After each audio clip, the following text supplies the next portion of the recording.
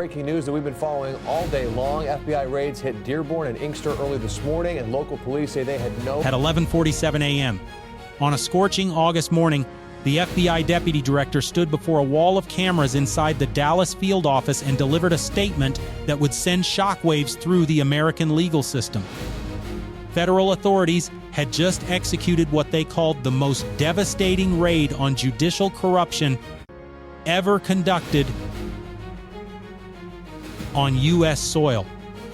The numbers were staggering: $680 million in property and assets seized, over 240 arrests across 7 states, 2.4 tons of narcotics confiscated, and at the center of it all, a 58-year-old federal judge named Marcus Thornwell, a man who had presided over drug trafficking cases for nearly 2 decades, while secretly serving as the chief legal architect and financial mastermind for the Sinaloa Cartel's North Texas operations. This was not a corrupt judge taking bribes. This was a cartel commander wearing judicial robes. And what federal agents discovered inside his sprawling Dallas estate was not just evidence of corruption. It was a fortress, a drug empire headquarters, a command center for one of the most sophisticated cartel infiltrations ever uncovered in American history. You think the justice system is broken. You have no idea. What comes next will show you that it was not broken. It was hijacked. And the next part is worse. It began at 4:18 a.m., just hours before that press conference in the exclusive Highland Park neighborhood of Dallas. The streets were silent. Mansion gates stood closed. Security lights glowed soft against manicured lawns. No one heard the convoy approach. 14 black SUVs, 20 armored tactical vehicles, moving without sirens, without lights, like shadows across the pre-dawn darkness. Inside were over 180 federal agents. FBI, DEA, ICE, U.S. Marshals, SWAT teams trained for high-risk judicial enforcement operations, and DEAS tactical units equipped to breach fortified locations. They had been investigating Judge Marcus Thornwell for 22 months, and tonight they were going to bring down a man who had spent 2 decades manipulating the law to protect the very criminals he was supposed to punish. The target was a 12-acre estate valued at $34 million, owned by Thornwell and hidden behind layers of shell companies and offshore trusts. The property featured a main mansion, 2 guest houses, a private security building, underground parking, and walls reinforced with steel plating disguised as decorative stone. Federal investigators had identified the estate as the operational headquarters for Sinaloa Cartel financial operations across Texas, Oklahoma, Arkansas, and Louisiana. And they had evidence that Judge Thornwell was not just protecting the cartel, he was commanding it. At exactly 4:23 a.m., the raid began. Breaching charges blew the main gate off its hinges. Flashbangs lit up the driveway like daylight. SWAT teams stormed through every entry point. Armed security guards hired by Thornwell tried to resist but were overwhelmed within seconds. Agents moved through the mansion in coordinated sweeps, clearing rooms, securing suspects, shouting commands. The interior was opulent. Marble floors, crystal chandeliers, art worth millions. But beneath the luxury was something far darker. In the main office on the 2nd floor, agents found Judge Thornwell sitting calmly behind an antique desk, wearing a silk robe as if he had been waiting for them. On the desk were 3 encrypted laptops, 2 satellite phones, and a leather briefcase containing over $1.2 million in cash bundled in vacuum-sealed packets. Thornwell did not speak. He did not resist. He simply stared as federal agents placed him in handcuffs and read him his rights. But the evidence inside that office would soon prove that this was not just one judge gone rogue. It was a judicial takeover orchestrated at the highest levels of organized crime. In a hidden panic room behind a false bookshelf, agents discovered a steel vault. Inside were ledgers, financial records, case files, and detailed logs of every cartel operation Thornwell had overseen, protected, or dismissed from his bench. There were lists of cartel operatives he had released on technicalities, drug trafficking cases he had thrown out due to manufactured procedural errors, evidence he had ruled inadmissible to sabotage prosecutions, and witness testimonies he had suppressed to protect cartel members from conviction. This was not corruption, this was judicial warfare against the United States government. But the drugs told the real story. In the underground parking garage beneath the estate, agents found a hidden storage facility accessible only through a hydraulic lift disguised as a vehicle turntable. Inside were 2.4 tons of narcotics, cocaine, methamphetamine, heroin, and 1 million fentanyl pills, each one stamped with a microscopic Sinaloa cartel logo visible only under ultraviolet light. The drugs were packaged and ready for distribution across North Texas. DEA chemists estimated the street value at over $340 million. And every single kilogram had passed through Dallas under Judge Thornwell's legal protection. Simultaneously, other teams hit 8 additional locations across Dallas and its surrounding suburbs. In Plano, a luxury high-rise condo owned by one of Thornwell's shell companies was raided, and agents found $47 million in cash stacked inside custom-built safes, hidden behind walls. In Frisco, a commercial office building registered to a fake real estate investment firm was stormed, revealing a money laundering operation that had processed over $1.8 billion in cartel profits over the past 6 years. In McKinney, a sprawling ranch property was breached, and agents discovered a methamphetamine super lab hidden inside a series of barns, producing up to 300 pounds of crystal meth per week. In Arlington, a warehouse district near the stadiums was locked down, and federal teams seized 840 kilograms of cocaine hidden inside shipments of industrial equipment. In Fort Worth, a cartel safe house was raided, and agents arrested 12 Sinaloa operatives, along with seizing encrypted communication devices, weapons, and $9 million in bulk cash. In Irving, a trucking company that had been moving narcotics disguised as construction materials was shut down, with agents seizing 6 trucks loaded with heroin and fentanyl. And in downtown Dallas, inside a federal courthouse office building, agents served search warrants on 3 court clerks and 2 assistant prosecutors who had been leaking case information, manipulating evidence logs, and destroying files on Thornwell's orders. By sunrise, the FBI had arrested 67 individuals, seized 2.4 tons of narcotics, confiscated over $127 million in cash, and frozen assets totaling $680 million. But the most dangerous discovery was still buried in the data, because Judge Marcus Thornwell had not just protected the Sinaloa cartel, he had built them an empire inside the American legal system. 14 hours later, inside a secure FBI cyber forensics lab in downtown Dallas, analysts were still processing the scale of what they had uncovered. The encrypted servers seized from Thornwell's estate contained over 89,000 files, case records, financial transactions, cartel communications, offshore banking records, real estate holdings, and at the center of it all, a master criminal operation with a code name that made every investigator in the room feel sick. Operation Black Robe. This was not judicial corruption. This was a systematic infiltration designed to turn the federal court system into a protection racket for the Sinaloa cartel. And Marcus Thornwell was not just a participant. He was the architect. The network was massive. Thornwell had spent 19 years building a financial empire that used his judicial authority as a shield.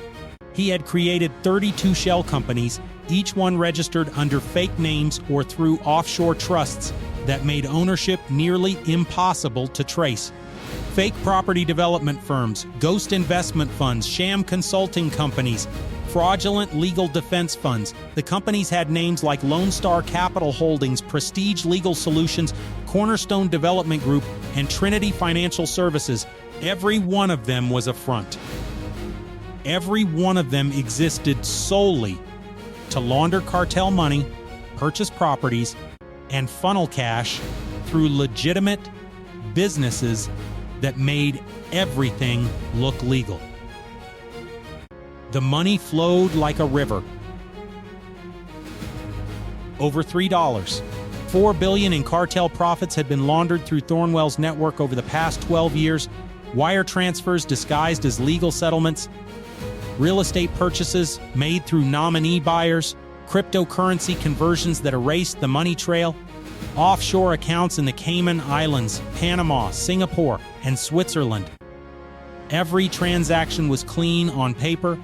Every contract was legally airtight, and every single one of them was signed off by Judge Marcus Thornwell or protected by his judicial rulings. But here is where it gets darker. Thornwell was not just laundering money, he was weaponizing the law. The investigators found documentation showing how Thornwell had systematically manipulated drug trafficking cases to protect Sinaloa cartel operations. Over 340 cases in his courtroom over the past decade had been dismissed, delayed, or sabotaged. Evidence ruled inadmissible due to fabricated technicalities. Search warrants thrown out on manufactured constitutional grounds. Witness testimonies suppressed because Thornwell claimed they were coerced, even when they were not. Key cartel operatives released on bail and then disappeared before trial. Prosecutors blindsided by last-minute rulings that destroyed their cases, and defense attorneys who worked directly for the cartel filing motions written by Thornwell himself and delivered through encrypted channels. This was not a judge making mistakes. This was a judge conducting legal warfare against federal law enforcement. And he was winning. The cyber forensics team kept digging. And then they found it, a digital signature, an encrypted authorization key embedded in hundreds of financial transactions, property transfers, and case dismissals. The key was linked directly to Marcus Thornwell. But it was not just his signature. It was also linked to 19 other individuals, lawyers, court officials, real estate brokers, bank executives, and even 3 other federal judges who had been receiving payments from Thornwell's shell companies in exchange for coordinating rulings, sharing case information, and ensuring that cartel operatives were never convicted in their courtrooms. This was not corruption. This was command-level collusion. Thornwell had turned the federal judiciary in North Texas into a cartel protection service. He had used his 2 decades on the bench to build relationships, cultivate allies, and construct a legal fortress that made the Sinaloa cartel untouchable. And he had done it all while presiding over cases, writing legal opinions, and being praised as a fair and principled jurist. This is not negligence. This is engineered treason. And the operation had just begun. At 5:52 a.m. the following morning, inside a joint federal task force command center established at the Dallas FBI headquarters, over 90 federal officials stood in front of a massive digital map of Texas and the surrounding Southwest. The screen was covered in red markers. Each one represented a location tied to Operation Black Robe, cartel safe houses, drug super labs, money laundering fronts, corrupt officials, real estate holdings. The markers stretched across Dallas, Fort Worth, Houston, San Antonio, Austin, and into Oklahoma, Arkansas, Louisiana, and New Mexico. This was not a Dallas problem. This was a regional cartel empire. And it required a coordinated federal response. The mission was codenamed Operation Gavel Down. The objective was total eradication. Over 1,800 federal agents were mobilized. FBI, DIA, ICE, ATF, U.S. Marshals, IRS Criminal Investigation, Financial Crimes Task Forces, SWAT teams, Black Hawk helicopters, armored tactical units, K-9 units trained to detect cocaine, methamphetamine, and fentanyl, and even air support from U.S. Customs and Border Protection, deploying surveillance drones and reconnaissance aircraft to track cartel movements along smuggling routes near the Texas-Mexico border. This was not a raid. This was a siege on the Sinaloa cartel's judicial empire. At exactly 6:00 a.m., the operation launched. In Dallas, agents stormed a downtown law firm that had been serving as the legal nerve center for Thornwell's network. Attorneys tried to destroy evidence, shredding documents and smashing hard drives, but were subdued before they could finish. Inside, agents seized case files, financial records, and encrypted communication logs that connected the firm to over 200 cartel defendants who had been represented, protected, or freed through Thornwell's rulings. In Fort Worth, a luxury car dealership that had been used to launder cartel money through fake vehicle sales was raided.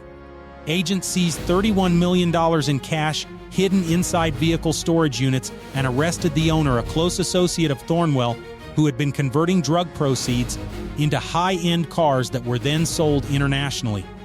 In Houston, a real estate investment firm was stormed, revealing a scheme where Thornwell's network had been purchasing commercial properties using cartel money, then leasing them to legitimate businesses to generate clean income. Agents froze assets worth over $240 million and arrested 6 executives.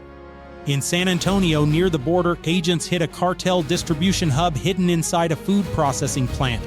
The facility was a front. Behind the refrigerated warehouses, agents found 1,200 kilograms of cocaine and 680 kilograms of methamphetamine staged for shipment to cities across Texas. Gunfire erupted as cartel enforcers tried to defend the location, but they were overwhelmed by tactical teams. 15 suspects were arrested. The drugs were seized and the route was shut down. In Austin, a financial consulting firm that had been helping Thornwell move money offshore was raided, and agents arrested 4 bankers who had been facilitating wire transfers to cartel accounts in Mexico and Central America. In Oklahoma City, a trucking company that had been moving narcotics hidden inside agricultural shipments was dismantled, with agents seizing 9 trucks loaded with heroin and fentanyl. In Little Rock, Arkansas, a cartel safe house was breached and agents arrested 11 operatives along with seizing weapons, cash, and encrypted phones. And in Shreveport, Louisiana, a methamphetamine superlab hidden inside an abandoned factory was raided, with hazmat teams securing over 400 pounds of crystal meth and dismantling the production equipment. By early afternoon, the map had changed. Red markers were turning blue. Locations secured. Suspects in custody. Drugs and cash seized. The numbers kept climbing. 240 arrests.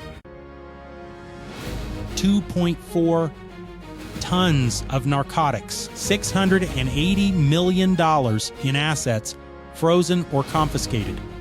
Properties, vehicles, bank accounts, legal practices. The Sinaloa cartel's North Texas operation took more damage in 7 hours than it had in the last 7 years. But the real betrayal was still coming to light.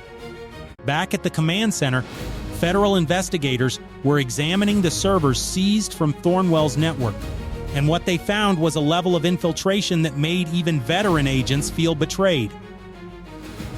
The cartel had not just bought one judge, it had infiltrated the entire judicial and law enforcement ecosystem. 53 officials across federal and state agencies were on the Sinaloa cartel's payroll.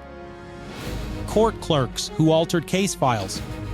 Prosecutors who sabotaged their own investigations. Public defenders who leaked prosecution strategies.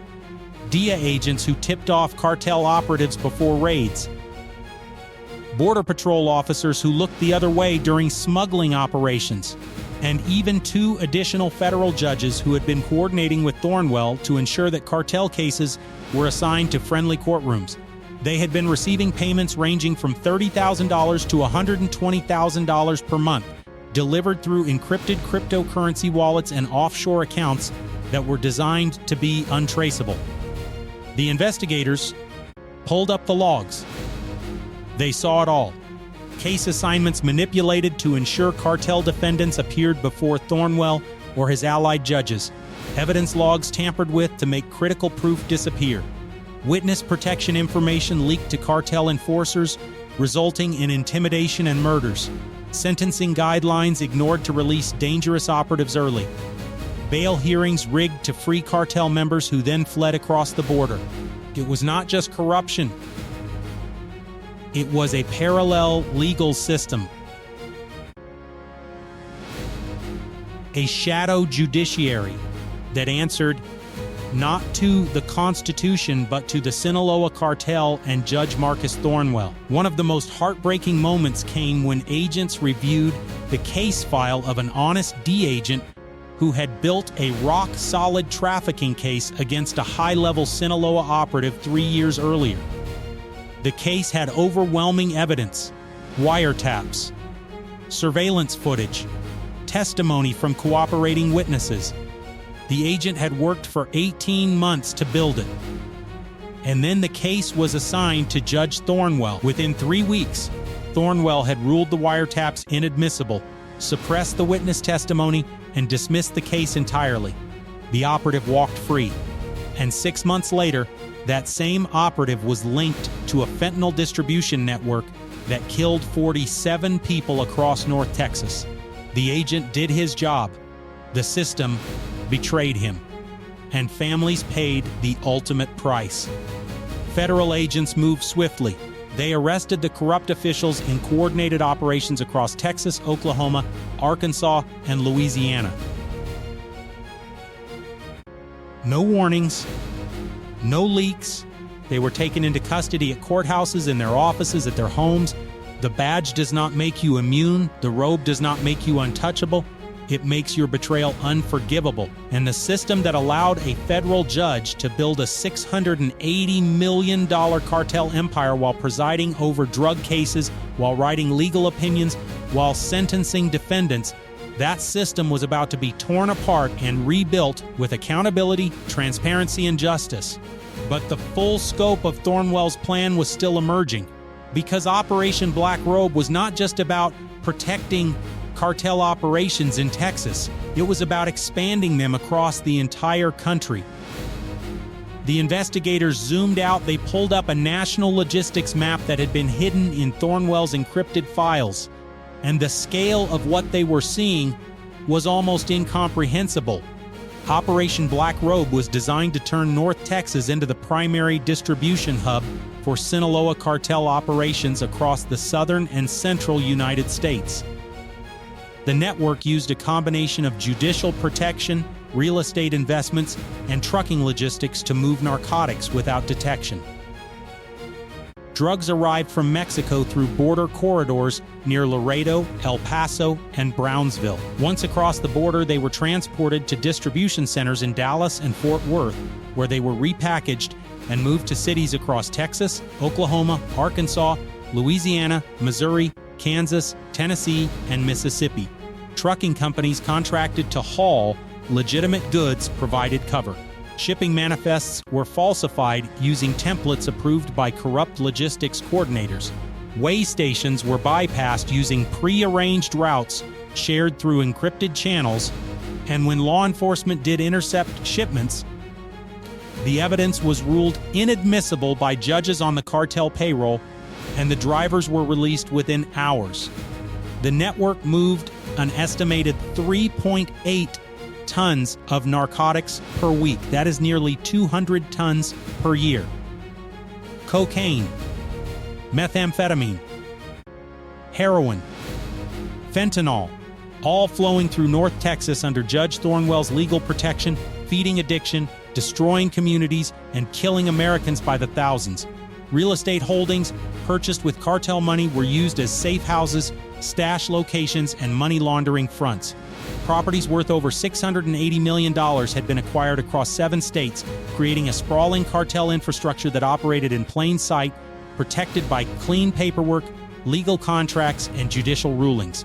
And migrant smuggling operations were layered on top of the drug routes. Human trafficking victims and undocumented migrants were moved through the same corridors, often in the same vehicles as narcotic shipments. When law enforcement stopped a truck, they found people, families, children, and they let the truck go, not knowing that hidden in false compartments were kilograms of fentanyl and methamphetamine. It was efficient. It was protected. And it was killing the country. The final piece of the puzzle came from a file buried deep in Thornwell's server archives. It was labeled Phase 7. The investigators opened it, and what they read made them realize that everything they had dismantled so far was just the beginning. Phase 7 was Marcus Thornwell's endgame. He was not content to protect the cartel. He wanted to control the judiciary. The plan detailed how Sinaloa operatives and cartel-funded candidates would be placed into judicial positions across Texas and neighboring states. State court judges, federal magistrates, appeals court justices. The goal was to create a network of cartel-controlled judges who would protect operations, dismiss cases, suppress evidence, and ensure that no cartel member ever faced real consequences. Thornwell had already identified 12 candidates. He had secured financing through shell companies and dark money PACs. He had recruited law school graduates willing to serve the cartel in exchange for wealth and power. And he had begun lobbying efforts to influence judicial appointments at the federal level. This was not infiltration. This was a hostile takeover of the American justice system. And if Phase 7 had succeeded, the Sinaloa cartel would have owned the courts. They would have controlled the law. And the United States would have become a narco state in everything but name. The system was not broken.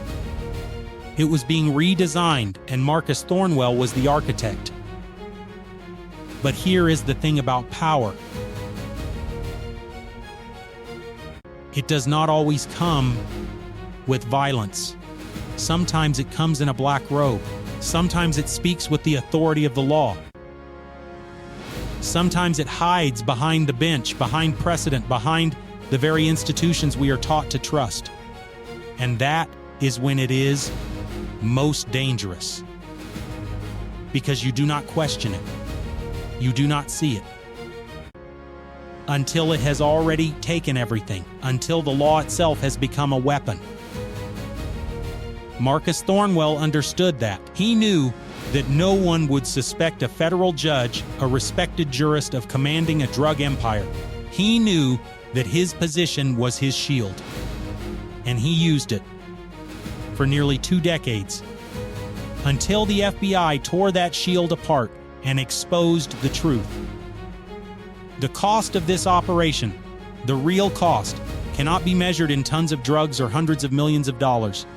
It is measured in lives. In the 19-year-old college student in Dallas who bought what he thought was a Percocet and died of fentanyl poisoning in his dorm room. In the mother in Fort Worth who lost her son to methamphetamine addiction while the dealers who sold it to him walked free because Judge Thornwell dismissed the case.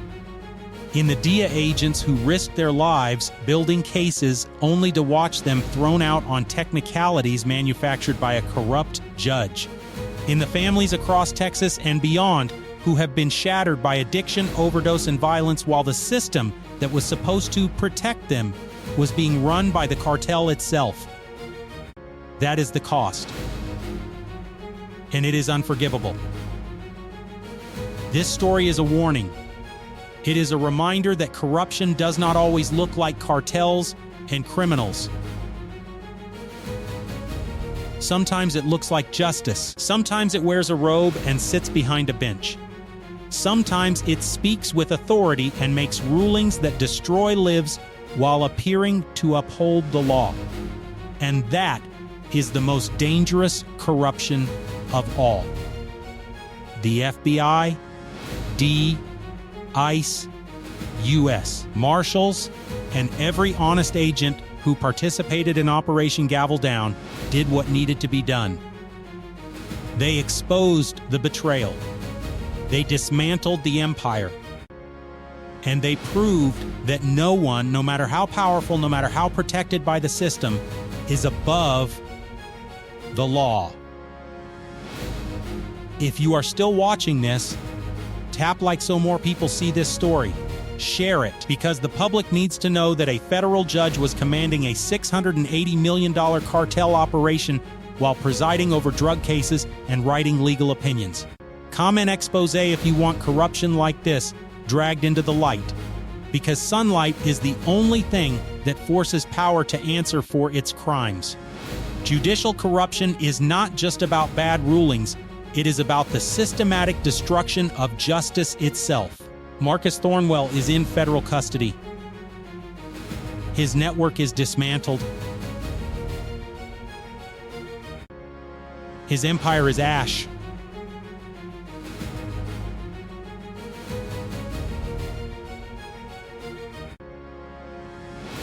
But the fight is not over. Because for every operation like this that gets exposed, there are others still hidden, still protecting cartel, still manipulating the law, still destroying lives. The question is not whether it is happening. The question is whether we have the courage to look, and whether we have the will to demand that every judge, every official, every person in power is held accountable. That is the real story. And that is why you need to keep watching. Keep asking questions. Keep demanding transparency, because the moment we stop paying attention is the moment they rebuild. And the next empire will be smarter, more hidden, more dangerous. That is the truth. And it is up to all of us to make sure it never gets that far again.